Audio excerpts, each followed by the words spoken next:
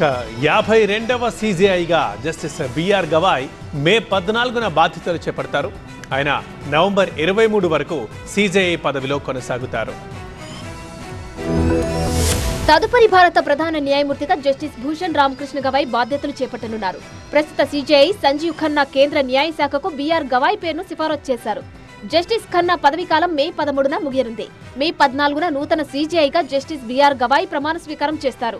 Justice Bhushan Ramakrishna Gavai ప్రస్తుతం supreme court న్యాయమూర్తిగా ఉన్నారు. 2019 మే 24న సుప్రీంకోర్టు న్యాయమూర్తిగా నియమితులయ్యారు. జస్టిస్ గవాయ్ 52వ చీఫ్ జస్టిస్ ఆఫ్ ఇండియాగా బాధ్యతలు స్వీకరించనున్నారు. 2025 మే 14 నుంచి 2025 నవంబర్ 23 వరకు సీజేఐ పదవిలో కొనసాగుతారు. మహారాష్ట్రలోని అమరావతికి చెందిన జస్టిస్ గవాయి 1985లో న్యాయవాద వృత్తిలో చేరారు. ప్రముఖ న్యాయవాది, మహారాష్ట్ర హైకోర్టు న్యాయమూర్తి రాజా భోన్సాలేతో కలిసి పనిచేశారు. 1987 నుండి 1990 వరకు ముంబై హైకోర్టులో స్వతంత్ర న్యాయవాదిగా పనిచేశారు. 1992లో నాగ్పూర్ బెంచ్లో అసిస్టెంట్ గవర్నమెంట్ ప్లీడర్గా, అదనపు పబ్లిక్ ప్రాసిక్యూటర్గా నియమితులయ్యారు. 2000 సంవత్సరంలో ప్రభుత్వ న్యాయవాది, పబ్లిక్ ప్రాసిక్యూటర్గా వ్యవహరించారు.